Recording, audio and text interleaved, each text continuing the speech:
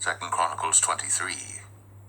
And in the 7th year Jehoiada strengthened himself, and took the captains of hundreds, Azariah the son of Jeroham, and Ishmael the son of Jehohanan, and Azariah the son of Obed, and Maaseiah the son of Adiah, and Elishaphat the son of Zichri, into covenant with him. And they went about in Judah, and gathered the Levites out of all the cities of Judah, and the chief of the fathers of Israel, and they came to Jerusalem. And all the congregation made a covenant with the king in the house of God. And he said unto them, Behold, the king's son shall reign, as the Lord hath said of the sons of David. This is the thing that ye shall do. A third part of you entering on the Sabbath of the priests and of the Levites shall be porters of the doors, and a third part shall be at the king's house, and the third part at the gate of the foundation. And all the people shall be in the courts of the house of the Lord. But let none come into the house of the Lord save the priests, and they that minister of the Levites. They shall go in, for they are holy. But all the people shall keep the watch of the Lord. And the Levites shall compass the king round about, every man with his weapons in his hand. And whosoever else cometh into the house, he shall be put to death. But be ye with the king when he cometh in, and when he goeth out. So the Levites and all Judah did according to all things that Jehoiada the priest had commanded, and took every man his men that were to come in on the Sabbath with them that were to go out on the Sabbath.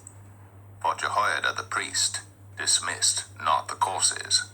Moreover, Jehoiada the priest delivered to the captains of hundreds spears and bucklers and shields that had been King David's, which were in the house of God.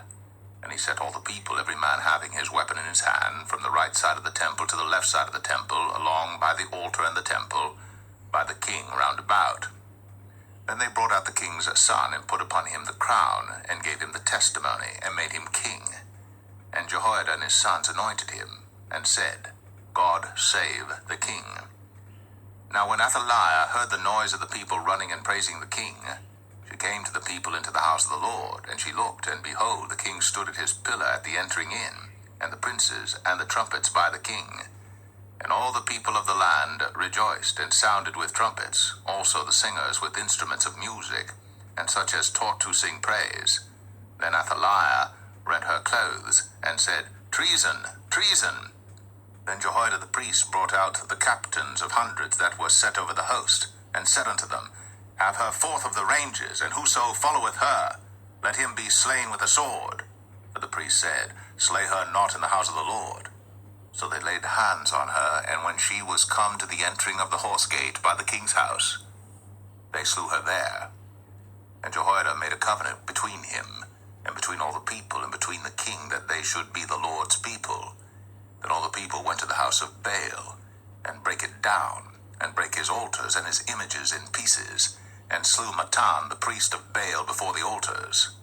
Also Jehoiada appointed the officers of the house of the Lord by the hand of the priests, the Levites, whom David had distributed in the house of the Lord to offer the burnt offerings of the Lord, as it is written in the law of Moses, with rejoicing and with singing, as it was ordained by David.